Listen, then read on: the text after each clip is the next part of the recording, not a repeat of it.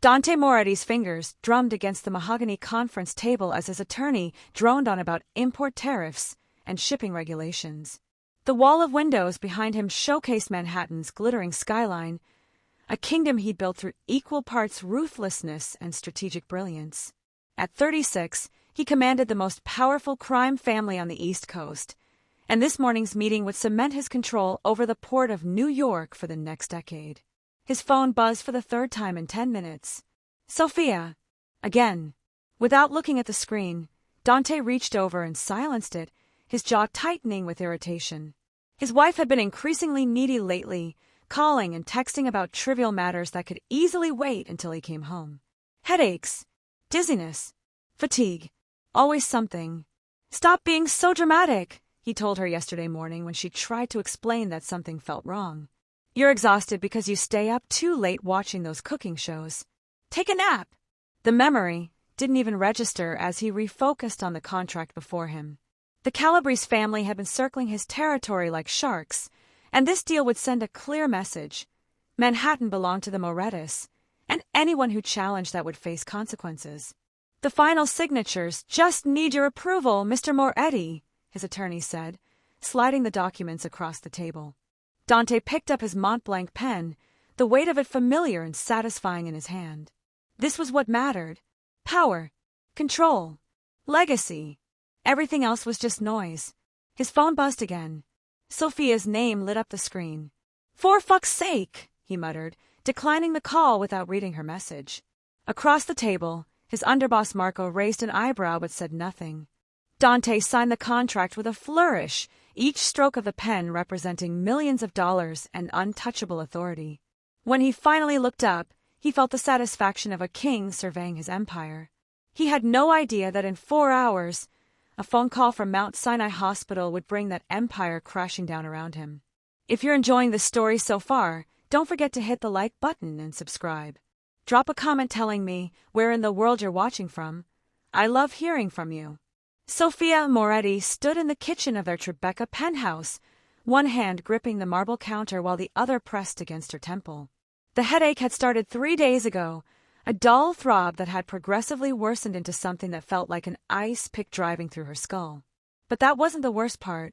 The worst part was the way her vision kept blurring at the edges, the way words on her phone screen seemed to swim and rearrange themselves, the way her left hand had gone numb twice this morning.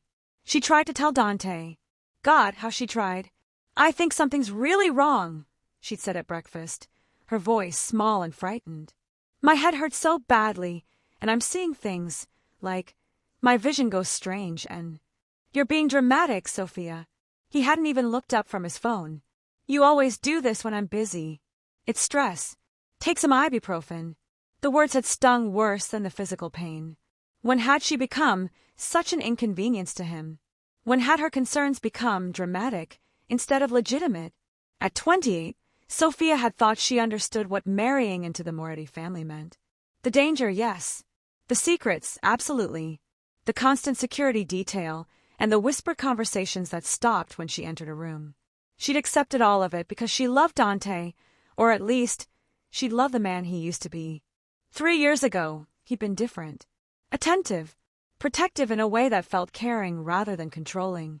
He pursued her relentlessly after she treated one of his injured men at the physical therapy clinic where she worked. "You healed him," Dante had said on their third date, his dark eyes intense and focused entirely on her. "You fixed what was broken. You're remarkable." Now, she couldn't remember the last time he'd really looked at her.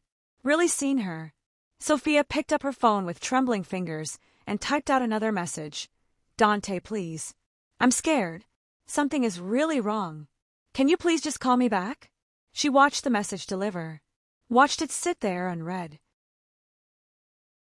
The morning sun, streaming through the floor-to-ceiling windows, suddenly seemed too bright, painful. Sophia squeezed her eyes shut and immediately felt the room tilt sideways. Her stomach lurched. This wasn't stress. This wasn't being dramatic. This was something bad. Something dangerous, and her husband was too busy building his empire to care that his wife might be falling apart. She thought about calling her sister Emma in Boston, but Dante had made his feelings clear about her family. "They don't understand our life," he'd said 6 months ago when Emma had invited them for Thanksgiving. They asked too many questions. It's better if you keep your distance. So she had, and now she was alone in a penthouse that felt more like a prison, with a husband who treated her concerns like an annoying distraction. Sophia opened her contacts and scrolled past Dante's name to Dr. Chun, her physician. Her finger hovered over the call button. But what if Dante was right? What if she really was just being dramatic? What if she went to the hospital and they told her it was nothing?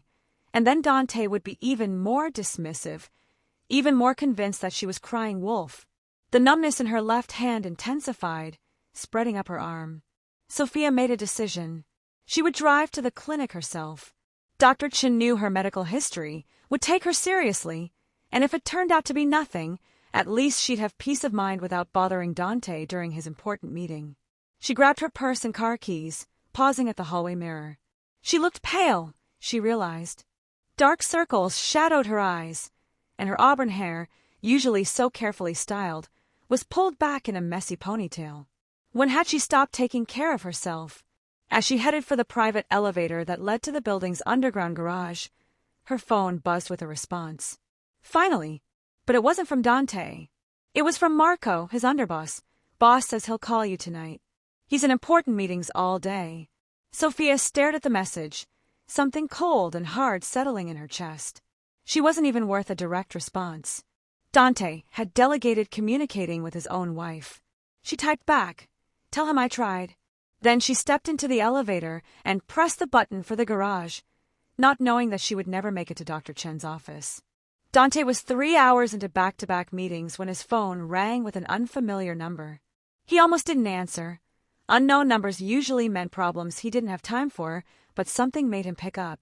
"Moretti," he answered curtly.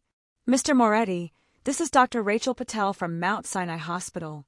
Your wife was brought into our emergency department approximately 45 minutes ago."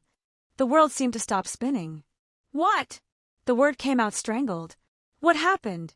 She was found unconscious in her vehicle in the parking structure of the Midtown Medical Plaza. Paramedics brought her here. "Mr. Moretti," Dr. Patel's voice was calm but grave. "Your wife has suffered a stroke." The phone slipped from Dante's hand, clattering onto the conference table. Everyone in the room turned to look at him, concern flickering across their faces as they watched the color drain from the face of the man who never showed weakness. "Boss!" Marco was immediately at his side. "What is it?" Dante couldn't speak, couldn't breathe. The words echoed in his head like a death sentence. "Your wife has suffered a stroke. Sophia. His Sophia. Unconscious. Alone." And the last thing he'd said to her was, "Stop being dramatic." "Clear the room," Marco ordered, and the other men scrambled to leave, sensing that something catastrophic had just occurred. Dante picked up the phone with shaking hands. "Is she?" His voice broke. "Is she alive?" "She's alive, but her condition is serious. We need you here immediately. There are decisions that need to be made, and there's something else we discovered during our examination that you need to know about." "What? What else?" Dr. Patel paused, and in that moment of silence, Dante felt his world tilt on its axis. "Mr. Moretti, your wife is 8 weeks pregnant." The drive to Mount Sinai was a blur of screaming sirens and red lights ignored. Dante's driver pushed the black SUV to its limits while Dante sat in the back, his mind trapped in a nightmarish loop of Sophia's voice from this morning. "I think something's really wrong. You're being dramatic, Sophia." God. Oh God. She'd been trying to tell him. 4 days. She'd been trying to tell him that something was wrong, and he dismissed her every time. Treated her like an inconvenience. Like her pain didn't matter because he had business to attend to. And now she was unconscious in a hospital, their unborn child's fate uncertain, because he'd been too arrogant and too busy to listen. His phone buzzed incessantly. Marco coordinating security at the hospital. His attorney asking about the contracts. Business associates wondering where he'd disappeared to mid-meeting. He ignored them all. The only call he answered was from his mother. "Dante, Marco told me about Sophia. I'm on my way to the hospital." Maria Moretti's voice was tight with concern. "How is she?" "I don't know yet, Ma. They just..." His voice cracked. "She had a stroke. She's unconscious. And she's pregnant. I didn't even know she was pregnant." "Oh, tesoro!" His mother's voice softened. Dante, listen to me. Whatever happened, whatever you're feeling right now, you push it aside when you walk into that hospital. Sophia needs you to be strong for her. Do you understand? I told her she was being dramatic. The confession spilled out, raw and agonized. She tried to tell me something was wrong, and I told her to stop being dramatic. The silence on the other end of the line was damning. Then you fix it, Maria said finally. You fix it, Dante. You be the man I raised you to be, not the cold bastard your father wanted you to become. That girl loved you enough to accept this life. The least you can do is love her back. The SUV screeched to a halt in front of the emergency entrance. Dante was out of the vehicle before it fully stopped, Marco, and two other guards flanking him as he strode through the automatic doors. The emergency department erupted into controlled chaos at his arrival. Dante Moretti's presence commanded attention anywhere, but especially here, where hospital security immediately recognized him and reached for their radios. I'm here for my wife, Dante said, his voice carrying the authority that made men twice his age step aside. Sophia Moretti. Where is she? A doctor in scrubs approached quickly, her dark hair pulled back in a neat bun, her expression professionally composed. Mr. Moretti, I'm Dr. Patel. We spoke on the phone. If you'll follow me, please. She led him through a maze of corridors, speaking as they walked. Your wife suffered what we call an ischemic stroke. A blood clot blocked blood flow to part of her brain. We've administered clot-busting medication, but the next 24 hours are critical. Is she awake? Dante asked, his heart hammering against his ribs. Not yet. The stroke affected the left side of her brain, which controls language and motor function on the right side of her body. We won't know the full extent of the damage until she regains consciousness. Damage. The word hit him like a physical blow. His vibrant, graceful wife, the woman who dedicated her life to helping people recover from injuries, might have permanent damage because he'd been too blind and selfish to see that she needed help. And the baby? His voice was barely a whisper. The fetus appears stable for now. But a stroke during pregnancy is extremely serious, Mr. Moretti. The medications we can use are limited because of the baby, and your wife's body is under tremendous stress. If her condition deteriorates... What are you saying? Dr. Patel stopped outside a door marked ICU 7 and turned to face him. I'm saying that we may have to make difficult decisions in the coming hours. Decisions about whether to prioritize your wife's survival or the pregnancy. The implication hung between them like a blade. Whatever keeps Sophia alive, Dante said immediately. I don't care what it costs. I don't care what you have to do. You saved my wife. Dr. Patel nodded. We'll do everything we can. But Mr. Moretti, you should prepare yourself. The woman who wakes up may not be the same woman you married. Strokes can change people, their personality, their abilities, their memories. You need to be ready for that. Nothing could have prepared Dante for the sight that greeted him when Dr. Patel opened the door to ICU 7. Sophia lay motionless in the hospital bed, her skin pale as death against the white sheets. Tubes and wires connected her to a symphony of machines that beeped and hummed with mechanical indifference. Her beautiful auburn hair was tangled on the pillow, and an oxygen cannula sat beneath her nose. But it was her face that broke him. The right side drooped slightly, her mouth slack in a way that looked wrong, unnatural. A thin trail of saliva had dried at the corner of her lips. His strong, graceful wife looked small and fragile and utterly helpless. Dante's knees buckled. He caught himself on the doorframe, his breath coming in short, sharp gasps. Take your time, Dr. Patel said gently. I'll be at the nurse's station when you're ready to talk. The door closed, leaving Dante alone with his wife and the consequences of his neglect. He forced himself to move forward, each step feeling like walking through deep water. When he reached her bedside, he collapsed into the chair someone had placed there, his hands trembling as they hovered over hers.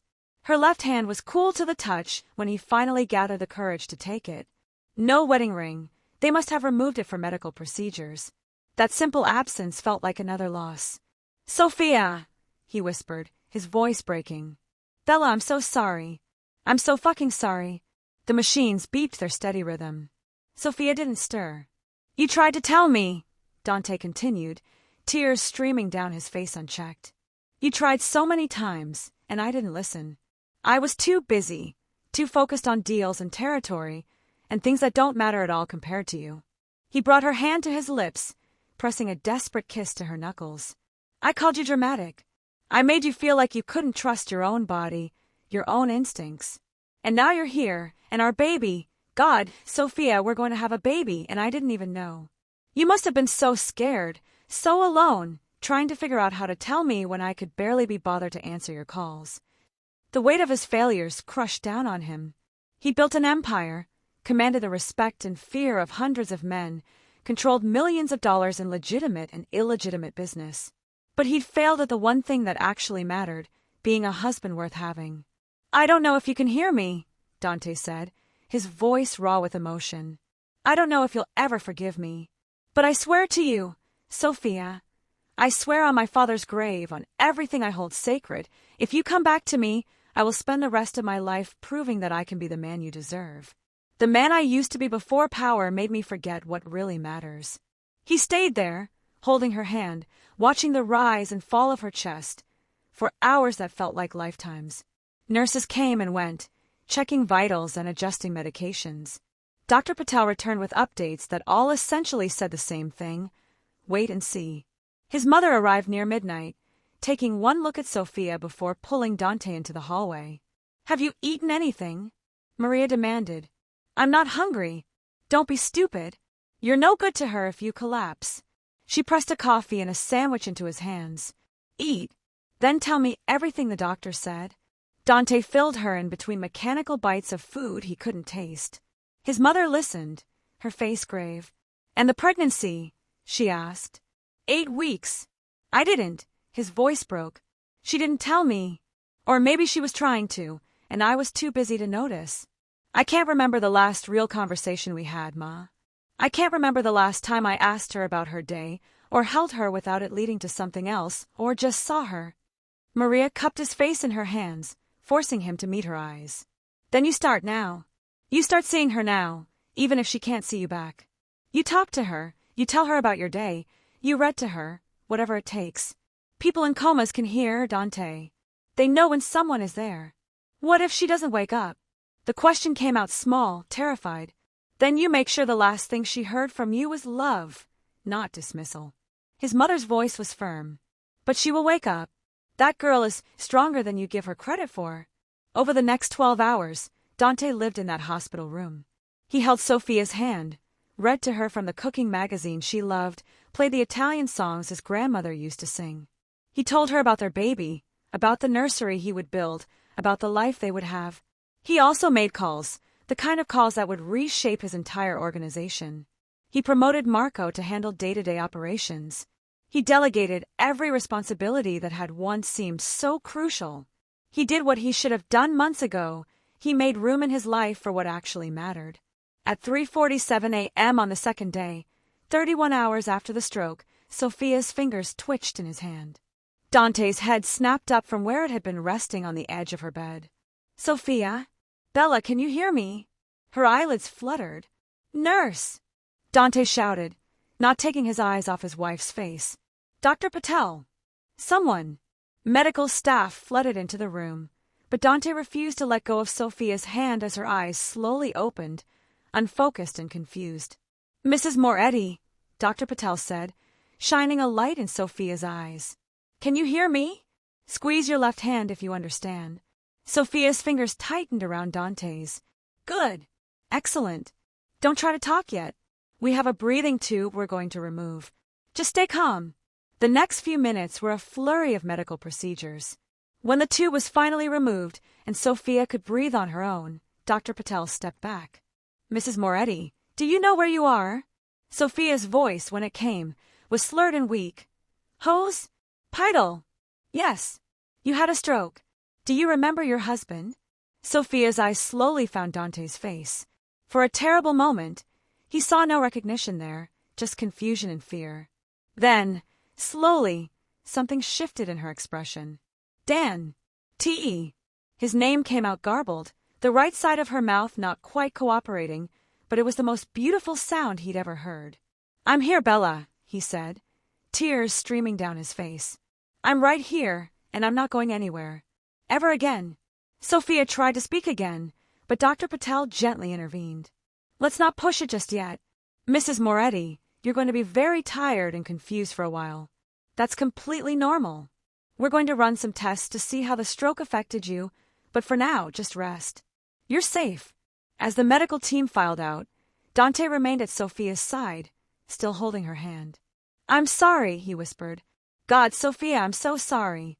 You tried to tell me, and I didn't listen. I called you dramatic when you were, his voice broke. When you were having a stroke. I'll never forgive myself for that. Sophia's eyes were drooping with exhaustion, but she managed to squeeze his hand weakly. Bye-bye. The word was barely intelligible, but Dante understood. Our baby is okay, he assured her. You're both going to be okay. I promise you, Bella. Whatever it takes, whatever you need to recover, you'll have it. And I'll be here every single day. No more meetings. No more business that's more important than you. Nothing is more important than you. A single tear rolled down Sophia's cheek from her left eye, the side that could still move properly. Whether it was relief or grief or simply exhaustion, Dante didn't know. But he wiped it away gently with his thumb and pressed a kiss to her forehead. Rest now, he murmured. I'll be right here when you wake up. As Sophia drifted back into sleep, Dante pulled out his phone and sent a single message to Marco. Cancel everything for the next month. I'm not leaving the hospital. Then he settled back into the chair beside his wife's bed, his hand wrapped around hers, and began the long journey of proving that he could be worthy of her forgiveness. The morning sun cast long shadows across ICU 7 as Dr. Patel reviewed Sophia's chart with Dante. 3 days had passed since the stroke, and each one had brought new revelations about the extent of the damage and the long road ahead. The good news is that your wife is young and otherwise healthy, which significantly improves her chances for recovery, Dr. Patel explained, her voice measured and professional. The stroke affected her right side. She has weakness in her right arm and leg, and as you've noticed, the right side of her face is partially paralyzed. Her speech is also impaired, a condition called aphasia. Dante nodded, his jaw tight. He'd spent the last 72 hours watching Sophia struggle to form words, watching frustration and fear flicker across her face every time her mouth wouldn't cooperate with what her brain wanted to say. What about the baby? He asked. The pregnancy remains stable. We're monitoring both mother and baby closely. However, Mr. Moretti, you need to understand that recovery from a stroke is measured in months, not weeks. Your wife will need extensive physical therapy, speech therapy, occupational therapy. And there's no guarantee she'll regain full function. The words hit him like bullets. Sophia had dedicated her career to helping others recover from injuries. Now she would need that same help herself, and there was no guarantee she'd ever return to the woman she'd been. She'll have whatever she needs, Dante said firmly. The best therapists, the best equipment, everything. That's good, but Mr. Moretti, Dr. Patel hesitated. Your wife is going to need more than medical care. She's going to need emotional support. Stroke patients often experience depression, anxiety, even personality changes. The woman who recovers may not be exactly the same woman you married. Dante thought about the Sophia he'd fallen in love with, vibrant, confident, always ready with a quick laugh or a gentle touch. The woman who'd made him feel human in a world that demanded he be a monster. I don't care, he said quietly. Whatever version of her comes back to me, I'll love her. I'll support her. I'll be whatever she needs me to be. Dr. Patel studied him for a long moment. I hope you mean that, because the road ahead is going to test both of you in ways you can't imagine. Sophia woke to the sound of Dante's voice reading aloud.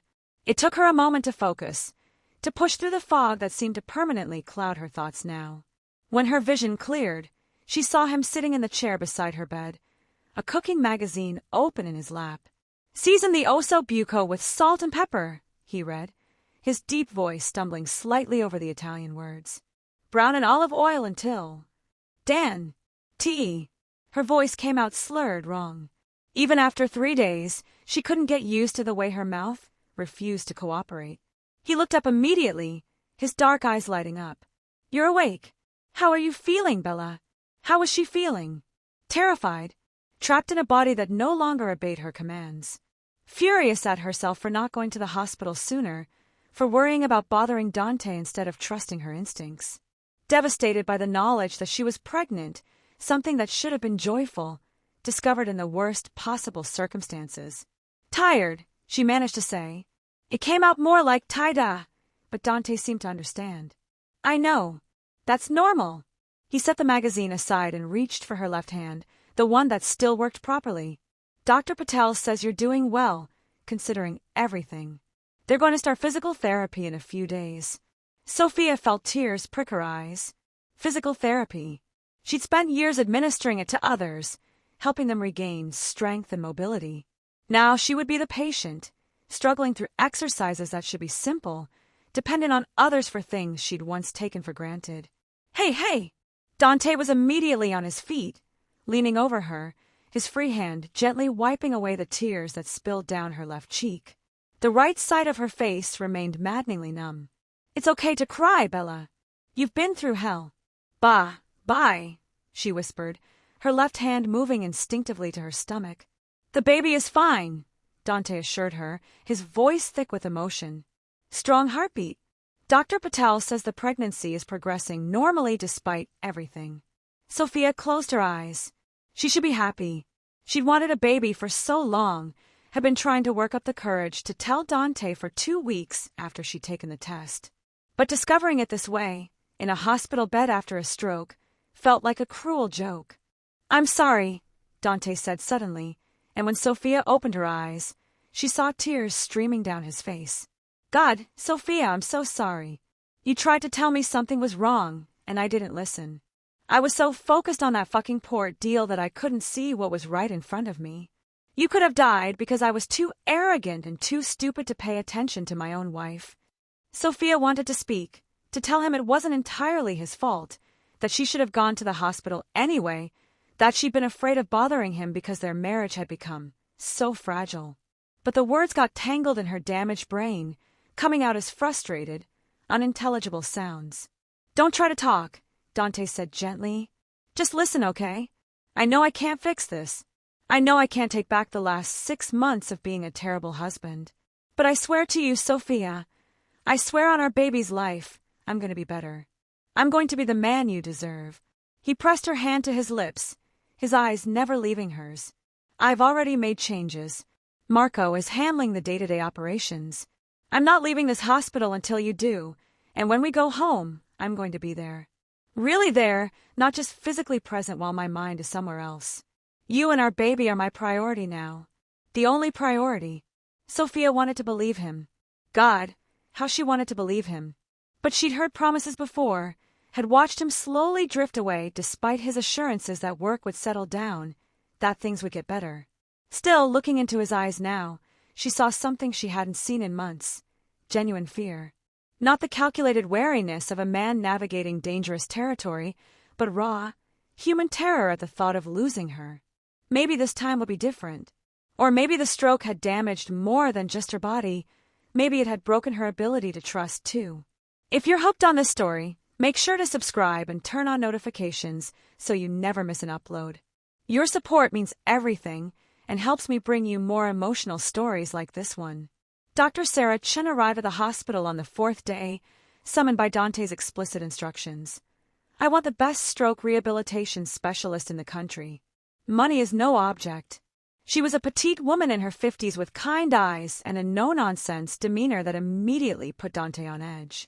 She spent an hour examining Sophia, testing her range of motion, her speech, her cognitive function, before finally sitting down with both of them. Mrs. Moretti, she began, addressing Sophia directly rather than talking over her to Dante, you've suffered what we call a moderate stroke. The damage is significant but not catastrophic. With intensive therapy, you have a good chance of regaining most of your function. Most? Sophia's word came out garbled, but Dr. Chin understood. I won't lie to you. Full recovery is unlikely. You may always have some weakness on your right side, and your speech may retain a slight slur even after extensive therapy. But you're young, you're a fighter, and you understand the rehabilitation process better than most patients. That gives you an advantage. Sophia nodded slowly, processing this information. Not full recovery. Always some weakness. The words settled in her chest like stones. However, Dr. Chin continued, there's a complication we need to discuss. You're pregnant, which limits some of the medications and therapies we can use. It also means your body is under additional stress. I need to be honest with you both. Maintaining this pregnancy while undergoing intensive stroke rehabilitation is going to be extremely difficult. Dante's hand tightened around Sophia's. What are you saying? Dr. Chen's expression was sympathetic but direct. I'm saying that Mrs. Moretti has a choice to make. She can focus all her energy and her body's resources on recovery, which would mean terminating the pregnancy. Or she can try to maintain the pregnancy while doing rehabilitation, which will slow her recovery and increase the risk of complications for both her and the baby. The silence that followed was deafening. Sophia felt the world tilt. A choice between her own recovery and her baby's life, between regaining the use of her body and carrying this child she'd wanted so desperately. No, Dante said suddenly, his voice hard. There has to be another option. Mr. Moretti. I said no. You're supposed to be the best. Find another way. Dr. Chin met his gaze steadily. There is another way. Your wife can do both, maintain the pregnancy and undergo rehabilitation. But it will be harder, longer, and more exhausting than anything she's ever done. And there's no guarantee of success with either the pregnancy or the recovery. Dante turned to Sophia, his face anguished. Bella, it's your choice. Whatever you decide, I'll support you. If you want to focus on recovery, if you want to, he couldn't finish the sentence. Sophia looked down at her left hand resting on her stomach. 8 weeks. Their baby was 8 weeks old, probably the size of a raspberry. A tiny life that existed because despite everything wrong in their marriage, she and Dante had still reached for each other in the dark. She thought about what Dr. Chin had said. It would be harder, longer, more exhausting. But Sophia had spent her entire career helping people fight for their recovery. She'd watched patients with injuries far worse than hers refuse to give up, pushing through pain and frustration and setbacks because they believed they could heal. If she gave up on this baby, gave up on the harder path, what kind of therapist had she been? What kind of person was she? Both, she said, the word coming out surprisingly clear. Do both. Dante's eyes widened.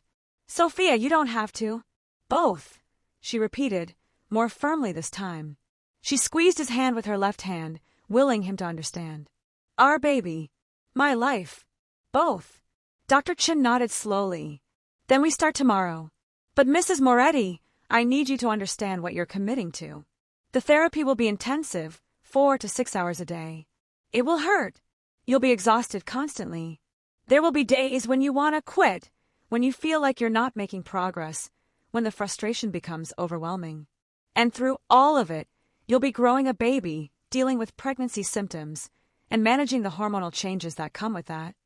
I know, Sophia managed. I'm ready. Are you? Dr. Chen's gaze was penetrating. Because your husband can promise to support you all he wants, but when you're in the therapy room, struggling to make your leg move or your mouth form words, he can't do it for you. This is going to be the hardest thing you've ever done. Sophia met the doctor's eyes. Despite the droop on the right side of her face, despite the slurred speech and the weak limbs, something fierce flickered in her expression. I'm a fighter, she said slowly, carefully. Ways have been. Dr. Chin smiled for the first time. Good. Then let's get to work. The first therapy session was a disaster. Sophia had known it would be difficult. She prepared herself mentally, drawing on years of experience working with stroke patients. But knowing intellectually that rehabilitation would be hard was completely different from experiencing the crushing frustration of having her own body betray her. Just try to lift your right arm, Dr. Chin encouraged. Don't force it. Just think about the movement. Sophia focused every ounce of concentration on her right arm. In her mind, she could see it moving, could feel the muscles engaging. But when she opened her eyes, the arm remained stubbornly still, hanging useless at her side. It's not working, she gasped, frustration and tears building in her chest. It's only the first day, Dr. Chin said calmly. Try again, again, and again, and again. For 45 minutes, Sophia tried to make her right arm move, achieving nothing but a tiny twitch in her shoulder that might have been her imagination. When the session finally ended, she was exhausted and demoralized. Dante was waiting outside the therapy room, and the moment he saw her face, he understood. "That bad?" he asked gently. Sophia nodded, not trusting herself to speak. If she opened her mouth, she would cry, and she couldn't afford to break down. Not when she had 5 more weeks of this ahead of her, and then months after that. "Come here," Dante said, opening his arms. Sophia let him pull her into his embrace, burying her face in his chest. He smelled like expensive cologne and coffee, familiar and comforting. When had he last held her like this? Months ago, at least. Before the distance between them had become a chasm. "I'm so proud of you," he murmured into her hair. "You're the strongest person I know, Bella." "Can't even lift my arm," Sophia said against his chest, her voice muffled and slurred. "Today. You can't lift your arm today. But Dr. Chin said it takes time.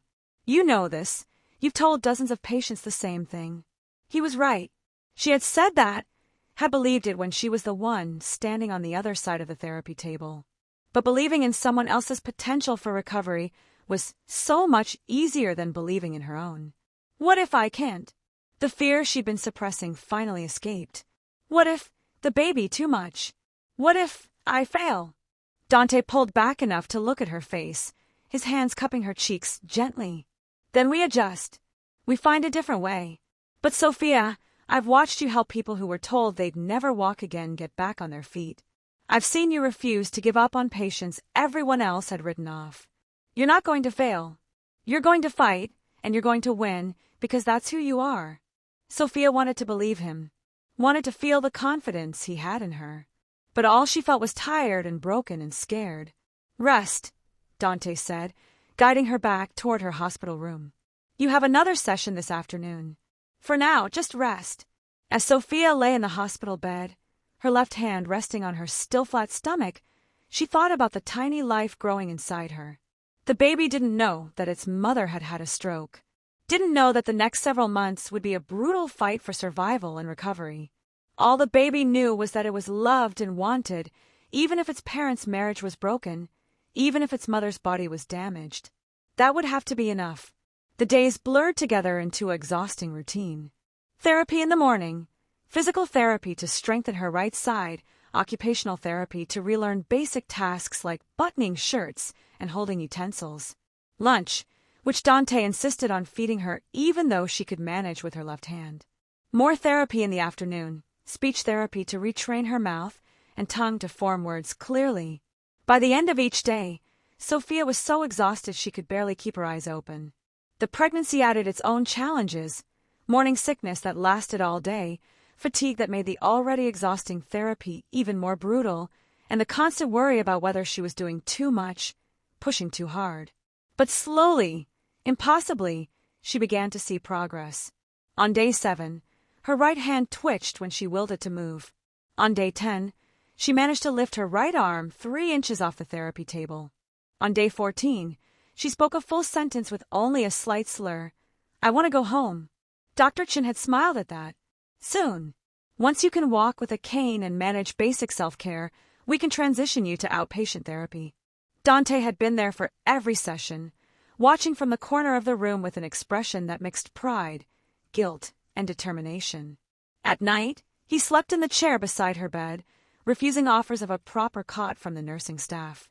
"I'm not leaving you," he'd said when Sophia had tried to convince him to go home and sleep in a real bed. "I've left you alone too many times already." On the 15th day, Sophia's sister Emma finally arrived from Boston. Sophia heard her before she saw her, Emma's voice carrying down the hospital corridor in an angry tirade that made the nurses scatter. "Where is she? Where's my sister? And where is that bastard who put her here?" Dante was on his feet immediately, his body language shifting into the dangerous stillness that meant he was preparing for a threat. But when Emma burst through the door, all his defensive instincts faltered. Emma looked like a fury made flesh. At 32, she was taller than Sophia, with the same auburn hair but sharper features, and eyes that currently burned with rage. She took one look at Sophia in the hospital bed, and her face crumpled. "Oh, Charlie!" she breathed, using the childhood nickname that Sophia hadn't heard in years. "Oh my God, what happened to you?" She rushed to the bedside, taking Sophia's left hand in both of hers. Sophia tried to smile, but the right side of her face wouldn't cooperate, making the expression lopsided and strange. Ma, she managed. You came. Of course I came. The moment I found out. Emma's eyes snapped to Dante, and the tenderness vanished, replaced by pure venom. You. This is your fault.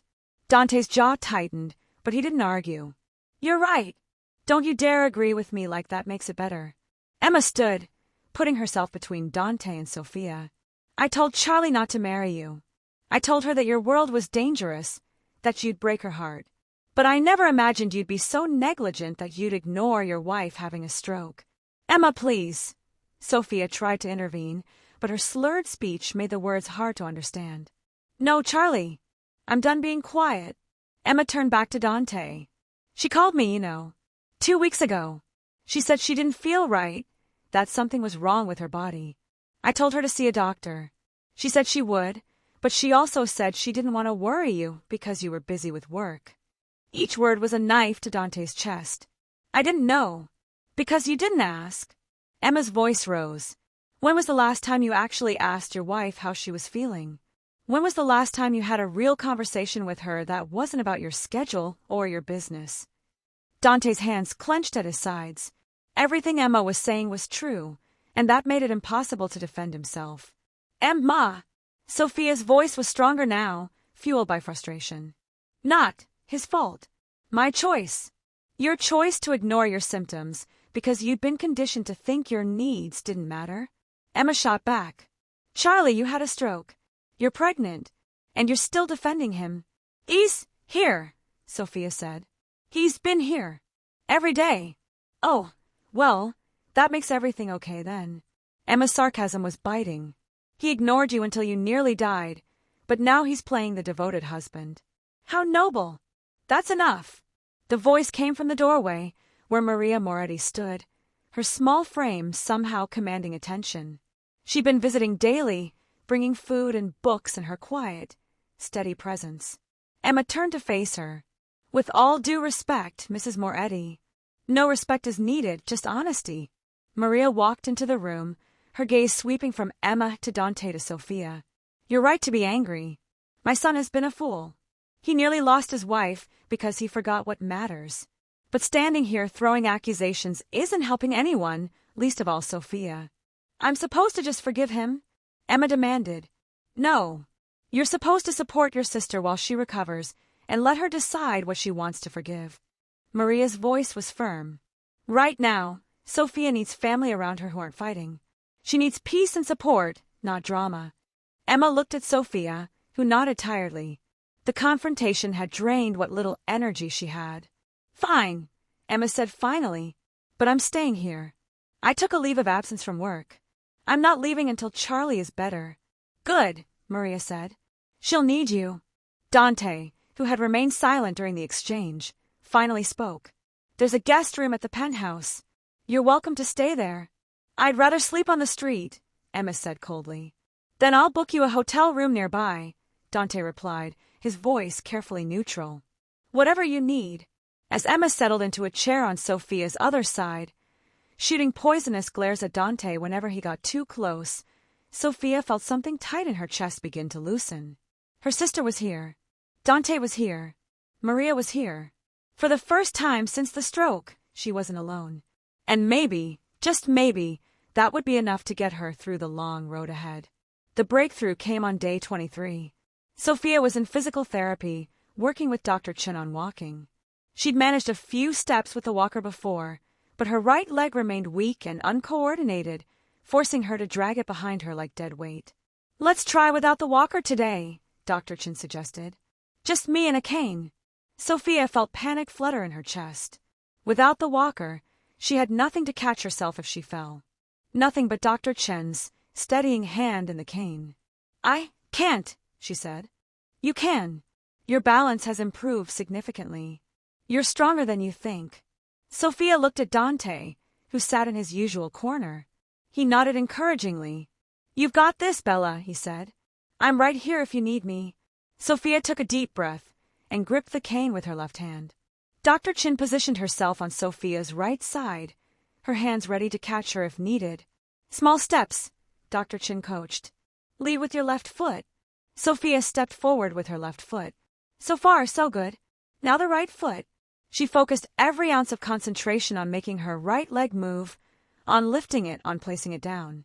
The leg responded, moving forward in a jerky, uncoordinated motion. But it moved. She took another step, then another. She was walking. Actually walking, not just shuffling or dragging herself forward. That's it, Dr. Chin encouraged. Keep going. You're doing beautifully. Tears streamed down Sophia's face as she took step after painful step across the therapy room. Each movement was a victory. Each inch of progress was proof that she wasn't broken beyond repair. Dan! She gasped. Look! I see you, Bella. His voice was thick with emotion. You're amazing. Sophia made it halfway across the room before her strength gave out. Dr. Chin caught her and guided her to a chair where she collapsed, trembling with exhaustion and triumph. That was incredible, Dr. Chin said, genuine pride in her voice. Mrs. Moretti, you just walked 20 feet with minimal support. Do you know what that means? Sophia shook her head, unable to speak through her gasping breaths. It means you're going home soon. The word hung in the air like a promise. Home. Back to the penthouse. To their life. To whatever came next. Sophia looked at Dante and saw the same hope and fear reflected in his eyes that she felt in her chest. They were going home. The question was, what kind of home would they be returning to? Sophia stood in the doorway of the Tribeca penthouse for the first time in 5 weeks, leaning heavily on her cane. The space looked exactly the same, floor-to-ceiling windows overlooking the Hudson River, modern furniture in shades of gray and white, marble countertops gleaming in the afternoon sun. But everything felt different. She felt different. Take your time, Dante said softly, his hand hovering near her elbow without actually touching. He'd learned in the hospital that she hated feeling helpless, hated being coddled.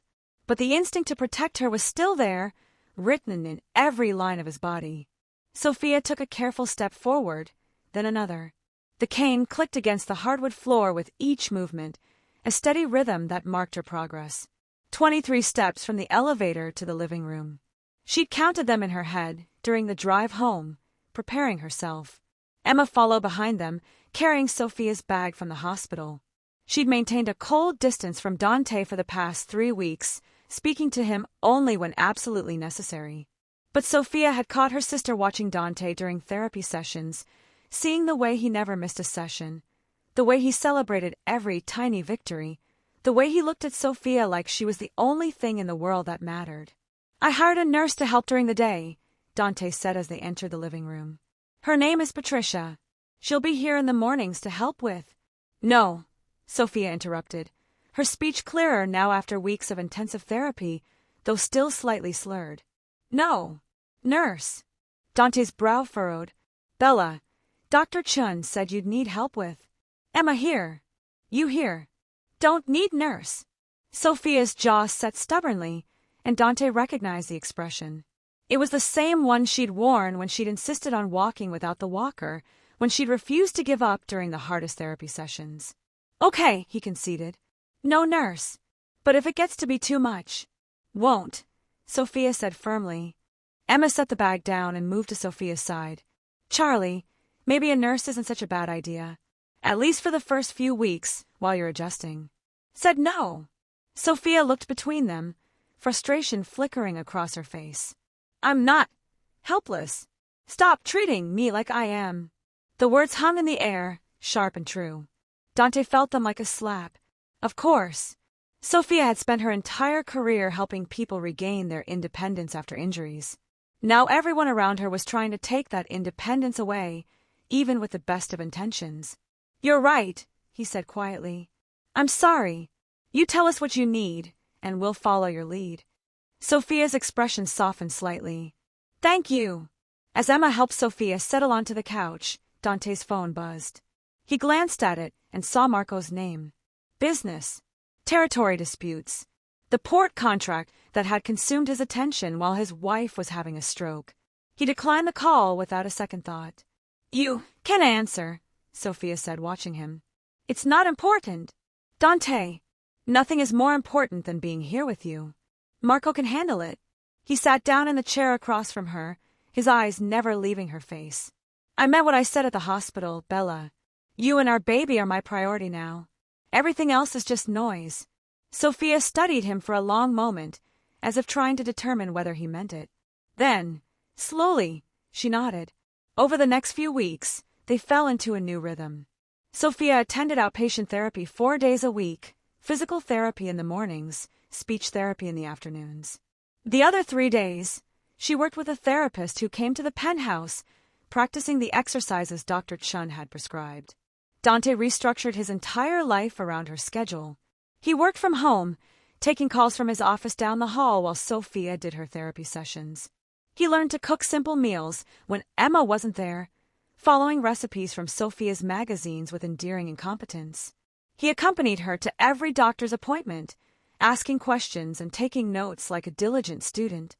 At night, he read to her from books she loved, or they watched cooking shows together in comfortable silence. He slept beside her in their bed, always careful not to jostle her right side, but close enough that she could reach for him if she needed to.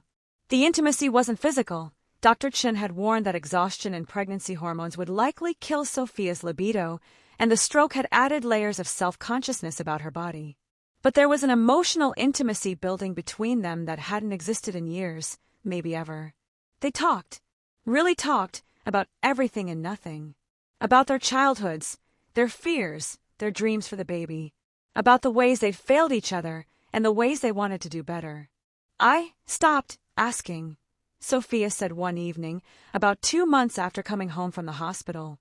Her speech had improved dramatically, though she still struggled with longer words and complex sentences. They were sitting on the couch, Sophia's legs tucked under her while Dante rubbed her feet, a nightly ritual that helped with the swelling from the pregnancy. Asking what? Dante prompted gently. About your day, your work, what you needed. She looked down at her hands. I got tired of feeling ignored, so I stopped trying. Dante's hands stilled on her feet. I never meant to make you feel that way. I know. But you did. She met his eyes.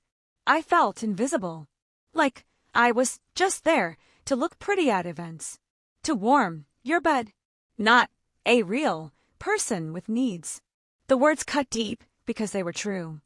Dante had treated Sophia like a beautiful accessory to his life rather than the center of it. I don't know when I became him, Dante said quietly. My father. I spent my whole life swearing I wouldn't be like him. Cold, distant, more concerned with power than people. But somewhere along the way, I turned into exactly what I hated. Not exactly, Sophia said. You're here. Now. He never was. Because you almost died.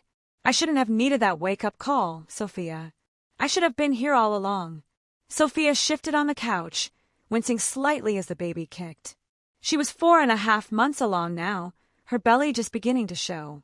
We both made mistakes. I should have gone to hospital. Should have trusted myself. Instead of worrying about bothering you. You should never have had to worry about that, Dante said fiercely. You're my wife. Your needs should have been my first concern, always. They sat in silence for a moment, the weight of their failures and their determination to do better hanging between them. The baby kicked today, Sophia said finally, her hand moving to her stomach. During therapy, Dr. Chun felt it. Dante's eyes lit up. Can I? He hesitated. Would you let me feel? Sophia guided his hand to the spot where she felt the movement. They waited, hardly breathing, until finally there. A tiny flutter against Dante's palm, like a butterfly's wings. Madonna, he breathed, his eyes filling with tears. That's our baby. Our fighter, Sophia said softly, still holding on despite everything. Dante looked up at her, this woman who had fought her way back from a stroke while growing their child, and felt his heart break and heal simultaneously. I love you, he said. I know I didn't show it. I know I took you for granted, but Sophia, I love you more than I have words to express. Sophia's eyes glistened with tears. I know. I love you too. Even when I was angry. Even when I felt invisible. I never stopped loving you. I don't deserve you, Dante whispered. Probably not, Sophia agreed, a small smile tugging at the left corner of her mouth, the side that still worked properly. But you're stuck with me. The pregnancy brought its own challenges as Sophia's body continued to heal and change simultaneously. At 5 months, she started having trouble sleeping, her right side aching from the physical therapy, while her growing belly made it hard to find a comfortable position. Dante found her one night at 2 a.m., standing in the nursery they'd been slowly preparing. She was leaning against the wall, tears streaming down her face. "Bella!" He approached cautiously. "What's wrong? Is it the baby?" "I can't do this," she sobbed, the words coming out broken and slurred as exhaustion undermined her speech progress. "I can't be a good mother. I can barely dress myself. How am I going to take care of a baby?" Dante's heart clenched. He'd known this fear was coming. Dr. Chen had warned him that the combination of pregnancy hormones and stroke recovery would likely trigger emotional breakdowns. But knowing intellectually that it would happen was different from watching the strongest person he knew fall apart. "Come here," he said gently, opening his arms. Sophia turned into his embrace, her body shaking with sobs. "What if I drop her? What if my right hand doesn't work and I can't hold her? What if—" "Stop." Dante's voice was firm but loving. He cupped her face in his hands, making her look at him. "Listen to me, Sophia. You are going to be an incredible mother. You're the most determined, most capable person I've ever known. Yes, you'll have challenges. Yes, we'll have to adapt and find ways to work around your limitations. But our daughter," he placed his hand on her swollen belly, "is going to be so lucky to have you as her mother." "How do you know?" Sophia whispered. "Because I've watched you fight for every bit of progress. I've seen you push through pain and frustration and exhaustion that would break most people. I've seen you refuse to give up even when everything seemed impossible. That's the mother our daughter is going to have, a fighter who never quits, who shows her that obstacles are just challenges to overcome. But what if I fail? Then we figure it out together. Sophia, you're not doing this alone. I'm here. Emma's here. My mother is already buying out baby stores. We're going to have so much help and support that our daughter won't know what to do with all the love surrounding her." Sophia's sobs gradually quieted, though tears still streamed down her face. "I'm scared," she admitted. "I know. I'm scared too. I'm terrified of being a father, of passing on the worst parts of myself, of not being enough." Dante pressed his forehead to hers. "But we're scared together. And that has to count for something." They stood there in the partially decorated nursery, holding each other while their baby kicked between them, a reminder of the future they were fighting to build. At 6 months pregnant and 4 months post-stroke, Sophia reached a milestone that Dr. Chen had warned might never come. She could walk without the cane for short distances. It happened during a therapy session. Sophia had been working on her balance, standing on one foot and then the other, when Dr. Chen casually suggested, "Why don't you try walking to the door and back?" "No cane." Sophia had stared at her. "I haven't done that since." "I know, but I think you're ready. Your right leg is much stronger now. Your balance has improved significantly. Let's try." Dante, watching from his corner as always, sat forward in his chair, his entire body tense. Sophia took a deep breath and stepped forward. Left foot, right foot. The right leg still dragged slightly, still didn't quite cooperate the way she wanted, but it moved. It held her weight. She took another step, then another. By the time she reached the door, tears were streaming down her face. She turned around and walked back, each step a declaration. "I am not broken. I am not helpless. I am still me." When she finally stopped in front of Dr. Chen, both women were crying. "I walked," Sophia said, her voice full of wonder. "I actually walked." "You did more than walk," Dr. Chen said. "You proved that you can do anything you set your mind to." Dante was across the room in 3 strides, pulling Sophia into his arms. "I'm so proud of you," he murmured against her hair. "So fucking proud." That night, they celebrated with Sophia's favorite meal, osso buco that Dante had spent all afternoon preparing, following her patient instructions from the couch. It wasn't perfect, but it was edible, and the fact that he'd tried meant more to Sophia than any catered meal from a five-star restaurant. Emma joined them, her attitude toward Dante finally thawing after months of watching him show up, day after day, for her sister. "You know," Emma said as they ate, "I thought you were full of shit. When you said you'd changed, when you promised to be better. I thought it was guilt talking, that you'd stick around until Charlie recovered and then go back to your old ways." Dante met her eyes steadily. "I don't blame you for thinking that. But I was wrong." Emma's admission seemed to cost her something. "You love my sister. Really love her. I can see that now." "I always loved her," Dante said quietly. "I just forgot how to show it. I forgot that love is a verb, not just a feeling. But I remember now, and I'm never forgetting again." Sophia reached across the table and took his hand, squeezing it with strength that would have been impossible 4 months ago. "Thank you," she said to Emma, "for being here. For supporting us." "I'll always be here for you, Charlie," Emma replied, "even when you make questionable choices about who you marry." But she smiled as she said it, and Dante smiled back, an understanding passing between them. At 7 months pregnant, Sophia's obstetrician delivered news that sent their carefully rebuilt world into chaos. "Your blood pressure is elevated," Dr. Reeves said, reviewing the test results.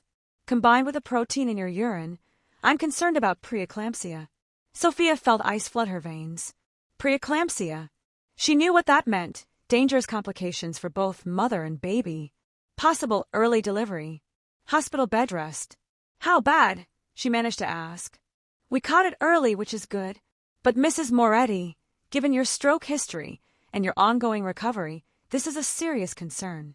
I need you on complete bed rest for the remainder of your pregnancy.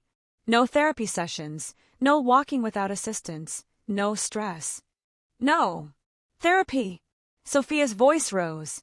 "But I'm making progress. I can't stop now."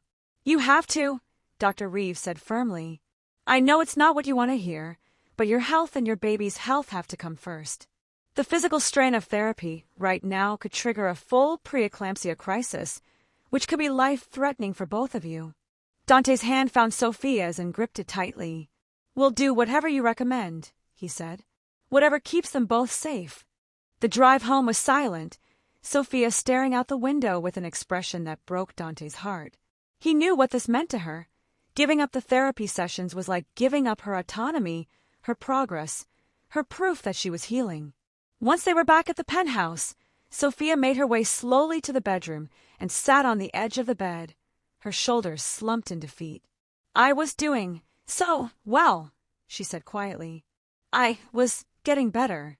And now you focus on keeping our daughter safe," Dante finished, sitting beside her. "The therapy can wait, Bella. It'll still be there after she's born. What if I lose everything I gained? What if I go backwards? Then we'll work twice as hard after the baby comes to get it back. But right now we have to prioritize, and our daughter's life comes first."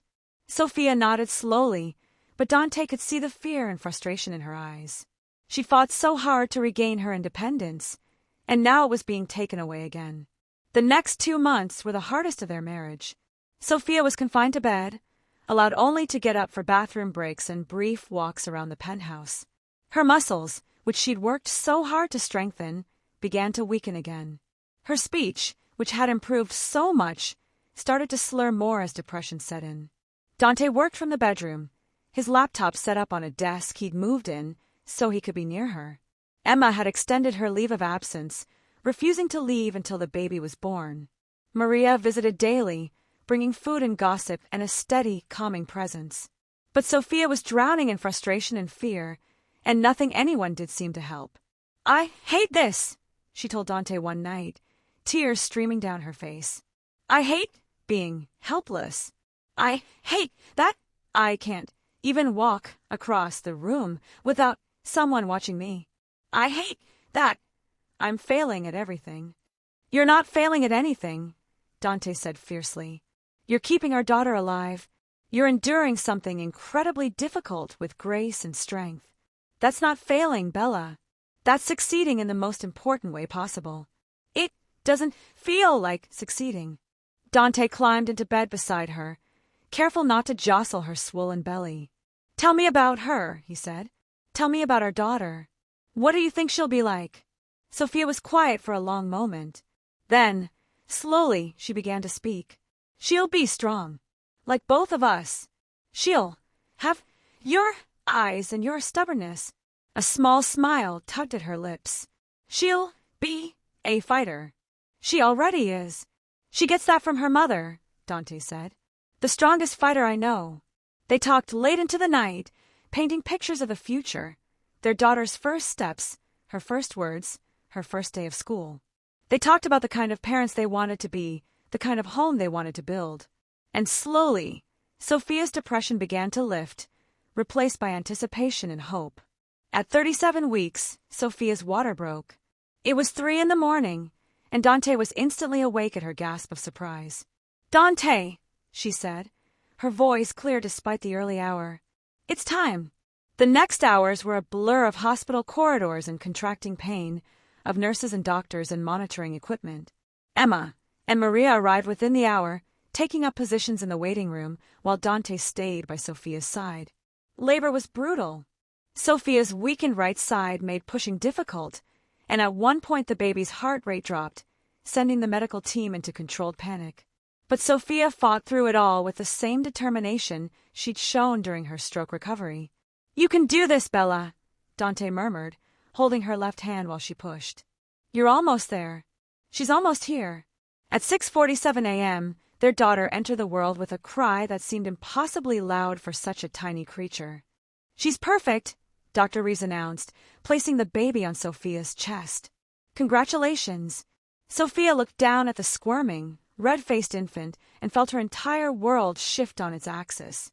She was perfect, tiny and furious and absolutely perfect. "Gabriella," Sophia whispered, the name they'd chosen weeks ago. "Her name is Gabriella." "Gabriella Maria Moretti," Dante added, including his mother's name. He was crying openly, unashamed, as he looked at his daughter for the first time. "She's beautiful. You're both beautiful."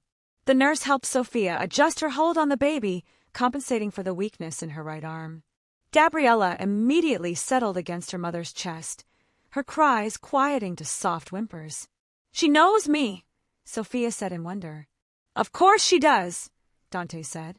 "She's been listening to your voice for 9 months. You're her whole world."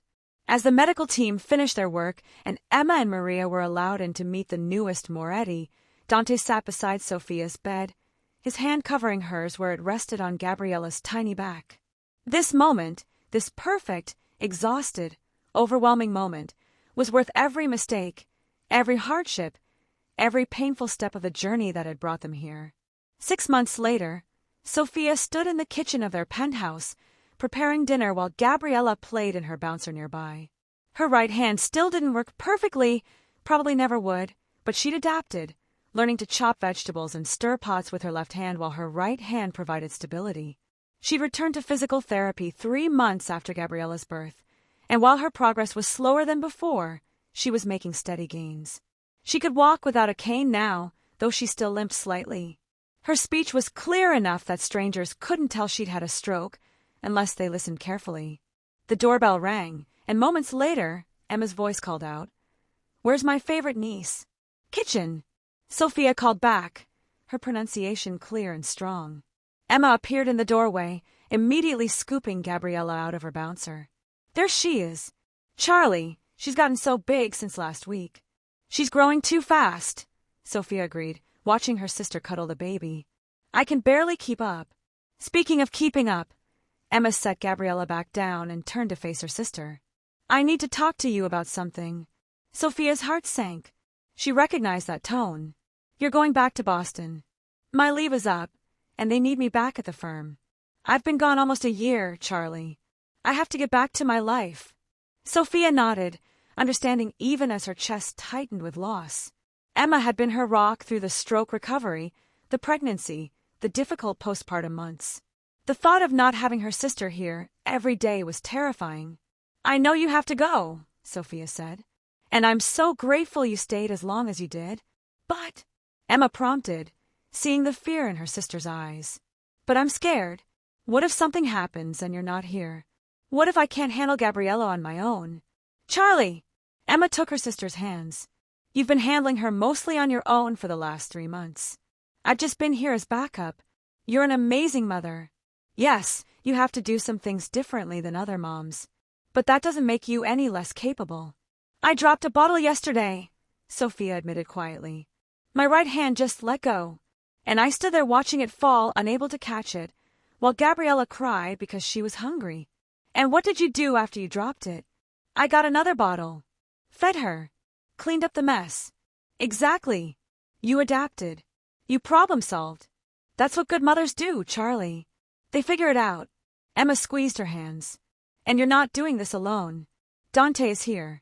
His mother is here. You have a support system. As if summoned by his name, Dante appeared in the kitchen doorway, freshly showered after an evening run. He'd started running again after Gabriella was born, needing an outlet for the stress and anxiety that came with new fatherhood. Emma's leaving, Sophia told him, her voice catching slightly. Dante's expression softened. He crossed the kitchen and pulled Sophia into his arms, careful as always with her right side. We knew this was coming, Bella. And we're going to be fine. Are we? Yes. He pulled back to look at her face. Because we're a team now. Really a team. And we're going to figure this out together, just like we figured out everything else. Emma watched them, a small smile on her face. The transformation in Dante over the past year had been remarkable. He'd gone from the cold, distant husband who'd ignored his wife's desperate calls to a man who organized his entire life around his family's needs. I'm coming back for Gabriella's first birthday, Emma said. And you can call me any time, day or night. I'm still here for you, Charlie. Just from a distance. After Emma left, Sophia and Dante fell into their evening routine. Dinner together while Gabriella played. Bath time, which was an elaborate production involving waterproof mats and careful positioning to accommodate Sophia's limitations. Then story time, with Dante reading while Sophia nursed the baby. When Gabriella was finally asleep in her crib, they collapsed onto the couch together, exhausted. She's going to be walking soon, Dante said. Dr. Martinez said most babies start around a year. Which means we have 6 months to completely baby-proof this place, Sophia replied. And figure out how I'm going to chase after her. We'll figure it out, Dante said confidently. We always do. Sophia looked at him, this man who had almost lost her through his own neglect but who had fought to become worthy of her forgiveness. Do you ever regret it? Giving up so much of your business to be here with us? Not for a second. Dante's answer was immediate and sincere. Marco's doing a great job running things. I still make the big decisions, but I don't miss the day-to-day chaos. This, he gestured around them, encompassing their home, their daughter sleeping down the hall, their life together. This is what matters. Everything else is just noise. I love you, Sophia said. I know I've said it before, but I need you to know, I really love you. Not the man you were, but the man you've become. I love you too, Bella. More than I have words to express. He kissed her forehead. Thank you for giving me a second chance. For fighting to survive. For choosing to forgive me, even when I didn't deserve it. We both chose, Sophia said. We both decided that what we had was worth fighting for. They sat in comfortable silence, watching the city lights twinkle through the windows. Tomorrow would bring new challenges. Sophia's therapy sessions, Gabriella's doctor appointments, the endless juggling of work and family that came with new parenthood. But tonight, they were simply together. Whole. Healing. Home. 3 years later, Sophia Moretti stood at the window of her physical therapy clinic, watching the Manhattan skyline glow in the late afternoon sun. The clinic had been open for 6 months now, a dream she thought was destroyed by the stroke, but that had only been delayed. Dr. Moretti, her assistant poked her head in. Your 4 o'clock is here. Send her in, Sophia said, turning from the window. The woman who entered was in her 40s, leaning heavily on a walker, her face showing the telltale signs of stroke, right side drooping, movements slow and uncertain. Mrs. Patterson, Sophia greeted her warmly, extending her left hand for a handshake. I'm Dr. Moretti. Please, have a seat. As the woman settled into the chair, her eyes caught on Sophia's right hand, which hung slightly awkwardly at her side. You had a stroke too, Mrs. Patterson said. It wasn't a question. 4 years ago, Sophia confirmed. Ischemic stroke, left side of my brain. I was 28 and pregnant with my first child. Did you recover fully? Sophia smiled and held up her right hand, demonstrating its limited range of motion. Not fully, no. My right side still doesn't work the way it did before. I have to adapt constantly, but I'm a physical therapist again. I'm a mother to 2 beautiful children. I have a good life. A full life. Hope flickered in Mrs. Patterson's eyes. So there's a chance. For me. There's always a chance, Sophia said firmly. The road will be hard. Some days you'll want to quit. Some days you'll feel like you're not making any progress. But if you're willing to fight, if you're willing to adapt and persevere, then yes, there's definitely a chance. As she began Mrs. Patterson's evaluation, Sophia felt a deep sense of gratitude wash over her. The stroke had taken so much from her health, her independence, months of her life. But it had also given her something precious, perspective. She understood now, in a way she never could have before, what her patients were experiencing. The fear, the frustration, the tiny victories that meant everything. And she could use that understanding to help them in ways she never could have before the stroke. Her phone buzzed with a text from Dante running late. Can you pick up Gabby from preschool? Sophia smiled and typed back, already on it. See you at home. After finishing with Mrs. Patterson and scheduling her next appointment, Sophia grabbed her bag and headed for the elevator. She still walked with a slight limp, still had to be careful on stairs, but she was mobile and independent. She'd take it. At the preschool, Gabriella launched herself into Sophia's arms, chattering excitedly about her day. At 3 years old, she was pure energy and joy, with Dante's dark eyes and Sophia's auburn hair. Mama, we painted today, and I made you a picture. I can't wait to see it, baby, Sophia said, taking the crumpled artwork that was thrust into her hands. On the way home, they stopped at a park. Sophia sat on a bench, watching Gabriella play on the swings, when her phone rang. How was your day? Dante's voice was warm and familiar. Good. Productive. I had a new patient who reminded me a lot of myself 4 years ago. You're amazing, you know that? Running your own clinic, raising our kids, managing everything. We manage everything, Sophia corrected. You're just as involved as I am, Dante. I try. Speaking of which, my mother is insisting on hosting Sunday dinner this week. Are we free? Sophia pulled up her mental calendar. We're free. Tell her we'll be there. She's going to try to feed us for a week. As always. They talked for a few more minutes before hanging up. Sophia watched Gabriella play, thinking about how far they'd all come. That night, after both children were in bed, Gabriella in her big girl room, and their son Marco, named for Dante's loyal underboss, in his nursery, Sophia and Dante sat on their balcony, watching the city lights. Do you ever think about that morning? Sophia asked. When you ignored my calls and I had the stroke? Every day, Dante admitted. It's my biggest regret, but it's also the thing that saved us in a way. We were headed for divorce, Bella. We'd become strangers living in the same house. If the stroke hadn't happened, if I hadn't been forced to confront what I was losing, we might not be here now, Sophia finished.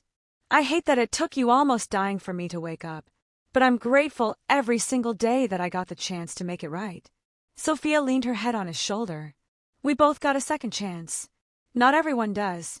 They sat in comfortable silence, thinking about the journey that had brought them here, from dismissal and neglect to crisis and nearly losing everything, to slowly rebuilding trust and love and partnership. Mama! Daddy! Gabriella's voice called from inside. Marco's crying. Sophia and Dante both stood, moving together toward the nursery where their 6-month-old son had woken from his nap. I've got him, Dante said, but Sophia was already there, scooping up the baby with practiced ease.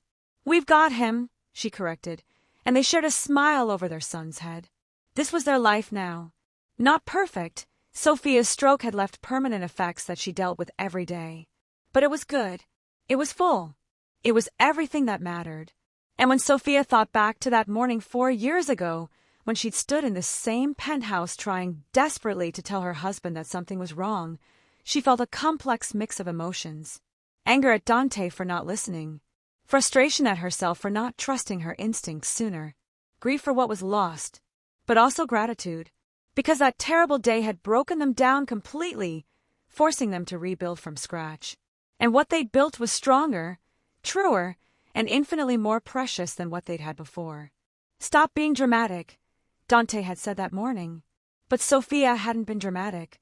She'd been dying. And in the process of nearly losing everything, they'd found what really mattered: each other, their family, and the courage to fight for love even when everything seemed lost. Thank you so much for watching until the end. If you love the story, check out the other videos on your screen now. I think you'll really enjoy them. And don't forget to subscribe if you haven't already. See you in the next story.